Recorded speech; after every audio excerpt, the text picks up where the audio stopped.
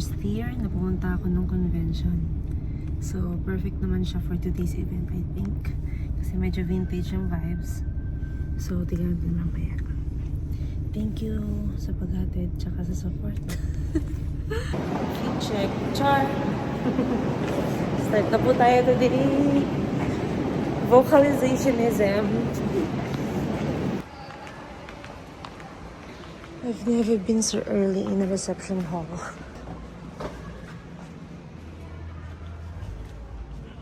Right side of the screen.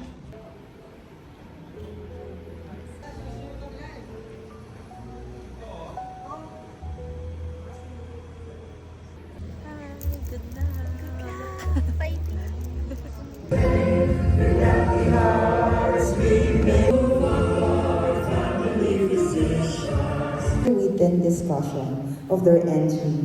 After each record wait now 6/10 when delegating. It was 3 days prior to Bakit ako? Yay! Let's go! Sorry, Taka. Oh my God. Oh my God. Oh, baby.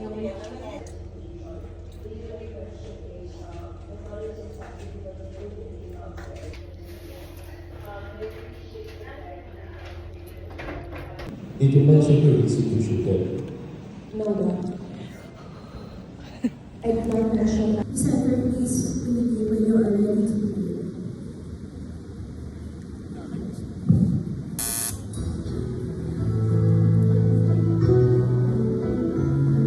Trust is the glue of life.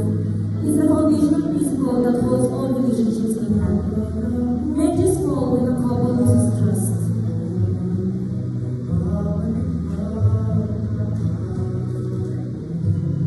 Our case deals with behavioral change with 3 possible sources: broken trust, demented mind, or a traumatized psyche. Will the family love each other more today than yesterday? Good afternoon. Let me present her teary-eyed signal that there was more to this case. CEE revealed problems of intimacy. She felt useless, unappreciated, and invalidated. According to Smilstein family functions, inadequate resources may push family into crisis such as in our case. Chronic stress arose from empty stroke, her husband's absences, and her ruminating and past infidelity. Also, stroke survivors face physical, emotional, social, and economic challenges leading to dependence, depression, and anxiety. Without even chances to ventilate, reminding them of this. Caring for a person with dementia impacts everyday family life, needing a clinical eye for red flags for dysfunctional patterns. Family assistance and support must be given until they adapt to the permanency of outcome, which is the hallmark of healthy family function. It is vital to acknowledge the therapeutic triad as doctors to reinforce care by actively involving other members. In the Philippines, the family remains the cornerstone of dementia prevention with early childhood education, playing a vital role in reducing the risk, and also introduce early palliative care to guide them through the disease progression. Dementia programs must be supported, especially in universal health care. Truly, a 6-star family physician is crucial in guiding families in making life decisions, providing compassionate care, expert guidance beyond expectation, to transform lives, to empower patients by navigating the future of holistic health, making their days count and not count the days. As we close, breathe and reflect. If you were MD living with dementia, how would you go on? One thing is for sure. It's comforting to know that your family loves you more today than yesterday. Thank you.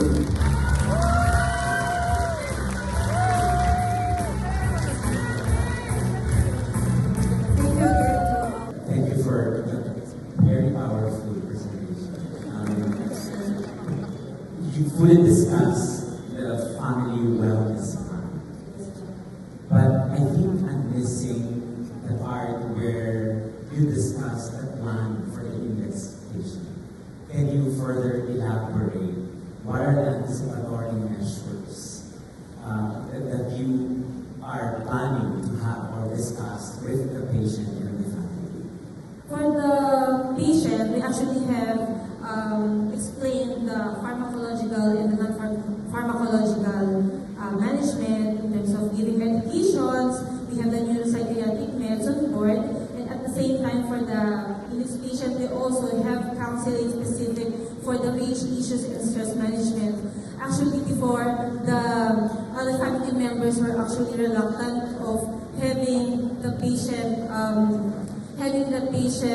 consider of having the disease. They thought that the patient is just malingering, but because of the discussion we had as family doctors, we were able to understand that this is actually dementia, and we also have to understand that the patient is really going through something. So with that, the patient was actually accepted by the family, and they're able to help her and support her through other interventions such as the stress management and the family therapy.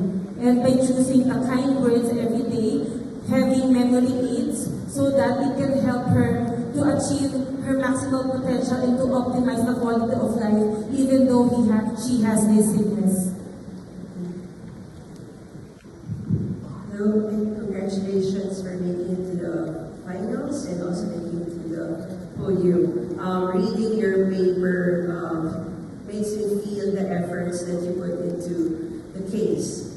It's like reading a thesis seriously, even the number of pages. But maybe my question is, how would you attribute, because you mentioned in your paper and also in the presentation, the progress of the patient after the intervention. How would you attribute where would you attribute the progress of the patient? Is it in the family interventions that you did, or in the medication started, considering that this patient was started not just on anti-dementia patient, but also in antipsychotic? Thank you for the question, doctor. I cannot attribute this to my intervention myself, but this success is because the family has cooperated with the patient, and the patient has also cooperated with the plans that we have made. It is actually a shared decision, knowing that the patient still has the capacity to think for herself and her family. She still believes that she can make it through because of the help of her family in these times of need. Congratulations. You have a very good paper. But one thing I have observed, what have you learned from this patient? I actually learned that it's really important to have a clinical eye for red flags of dysfunctional families. At first, we thought the problem was only a biomedical problem presenting with dizziness in the ambulatory clinic, but upon further probation and after further questioning, we were able to assess that there is something wrong. It's actually easy to miss this if you do not know what questions to ask. So it is important that we doctors have to practice this in everyday lives, just to know that other patients will also have a better management from all of us. So, what does it do to your training as a resident today? As a resident, this case actually made me learn about handling a patient with dementia is not easy, especially if the family has low resource. You really have to go beyond what is expected from you, even though you are just in training, and also if you have a low resource.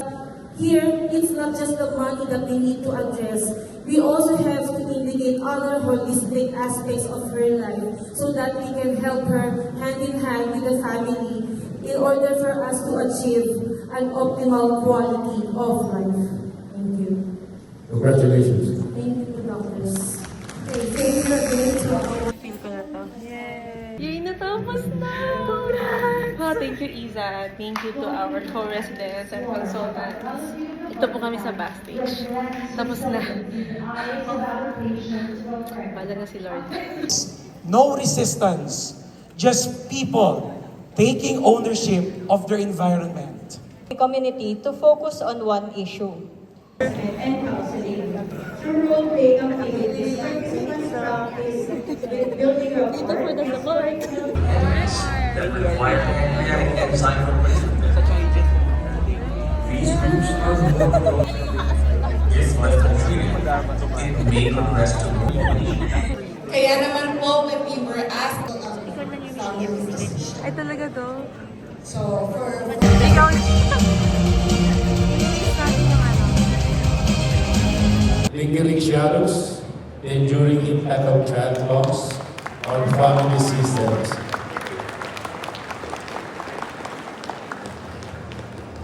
Now I will announce the first place.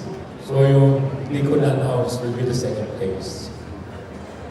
It is a toss between the NCR and the Visayas. The first place goes to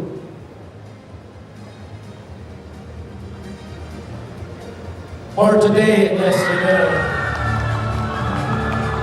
province. So our second place goes to the butterfly.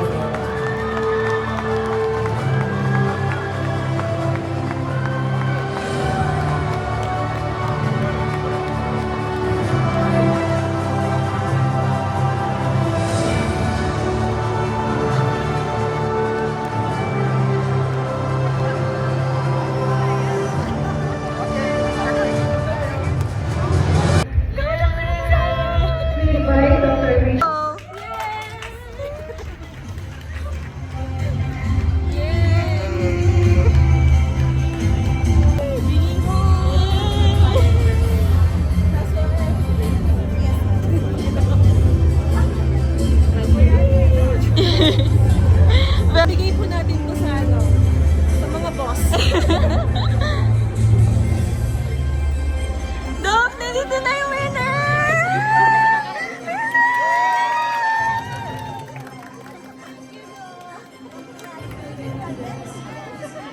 Kaya pala tayo kami ng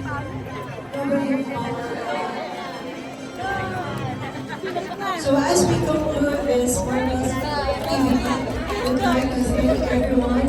Congrats, Doc Riza! Don't forget to answer the questions. Thank you. Thank you very much.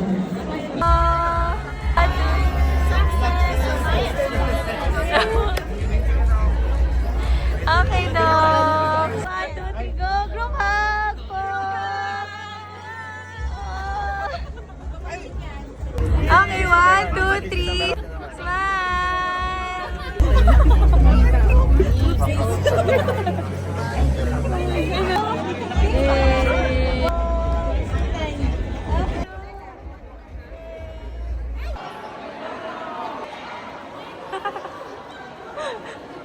Sige, pumunta kayo. Pumunta kayo. Go!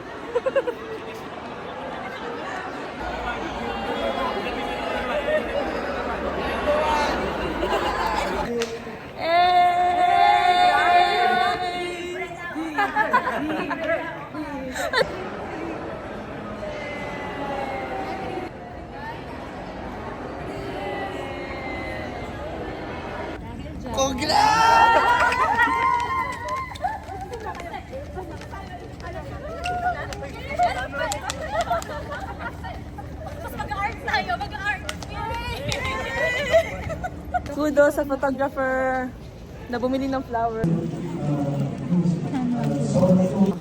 Ano ang ginawa mong paghahanda para sa Super Mario Frisbee? Restful sleep. Hindi beauty rest. Beauty rest and natulog doon. Ano? Rest na tulog pa. O sige. Okay, makakatulog yan. Ikaw naman. Ikaw ano? Ayun, yun ang sikreto ah. Mamaya, alam niyo na mga sikreto. Sulat and sign. Depende po sa sa business. Hey guys, so right now, punta naman ako sa MR4 to attend the Planetary Health. Something that we advocate. So, ngayon ako lang muna yung pupunta. Kasi iba, merong ibang pinuntahan.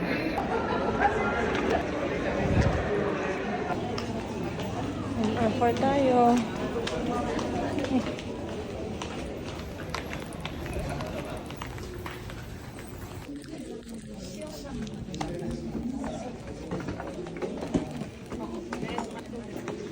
should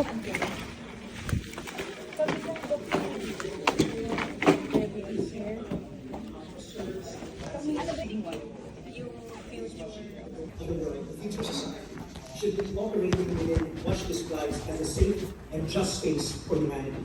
The space between the outer circle of the donut, which is the planetary boundaries of the ecological ceiling, and the inner part of the donut. Thank you, Dr. Nito Pilinpa. Our first panelist obtained his degree in Bachelor of Science in Nursing from the a health emergency. Just this 2024, officially on record, it's the highest and the hottest year to date. Ever since the decades pre-industrial era. Or it actually exacerbates social inequities. For example, pinakasimple na lang, paano naman po yung mga hindi nakaka-afford ng aircon? Mamamatay na lang po ba sila for heat stroke? This will show us that the Philippines, being near the equator, a tropical country, a lower to middle income country, will actually be impacted the most. In some Southeast Asian countries, they are still implementing it step by step. Next is rethinking how our cities are designed and managed.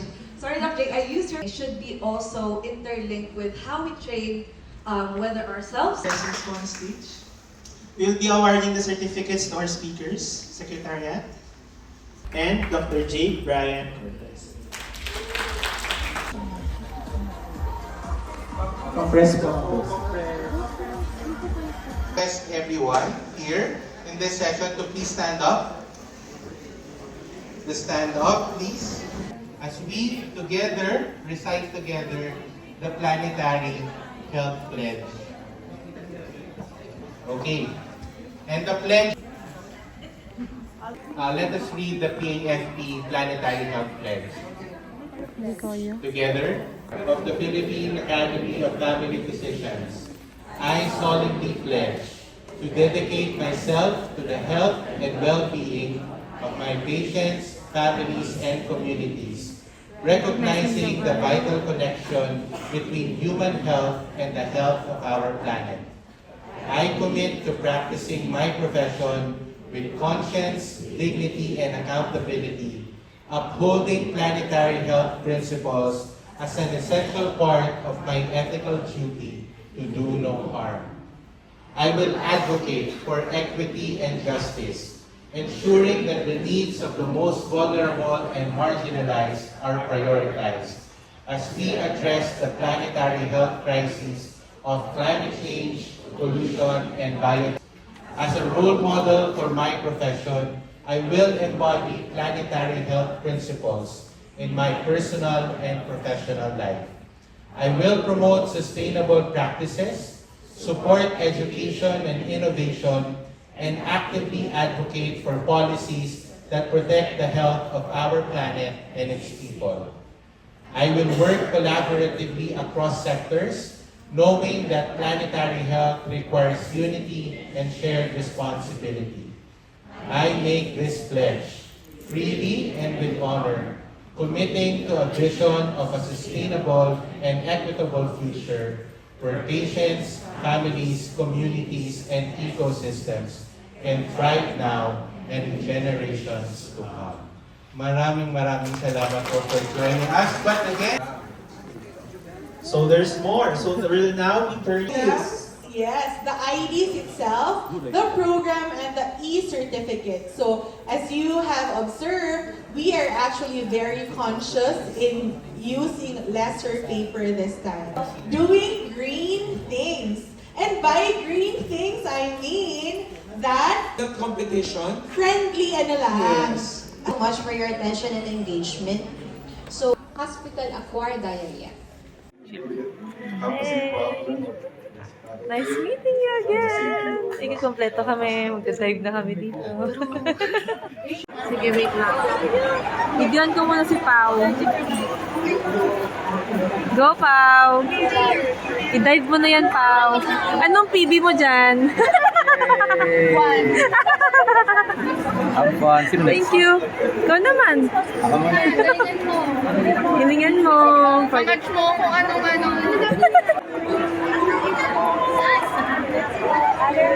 First Oscar Jacob Estacio in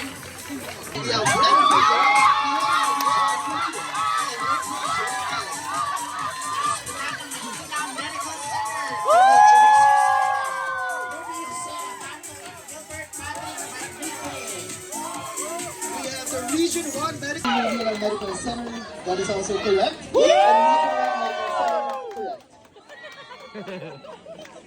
Rizal Medical Center. Let the games begin. Wrong. The games have begun. Southern Isabela Medical Center.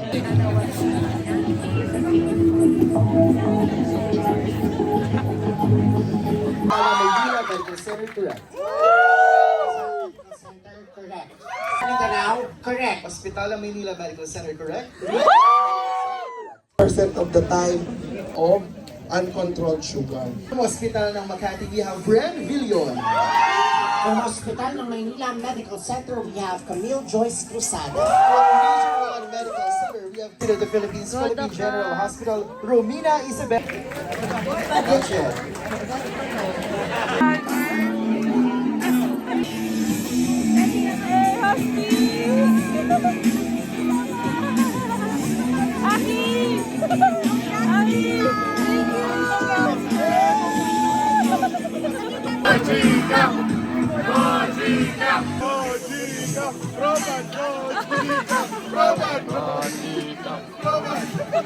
Lahat tayo kinakausap natin ng mga pasyente. Ano bang plano ko sa'yo? These orientations, later on, bibigyang buhay. Dito po, hindi lang po tayo magbibigay ng ang ating iron, no? With folic acid, ang ating supplementation. At syempre, wag po natin kakalimutan for...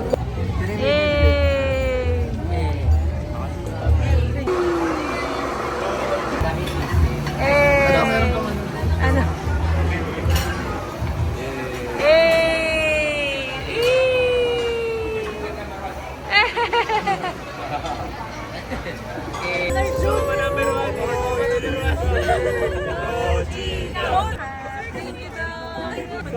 Okay. Hindi na po kami malungkot.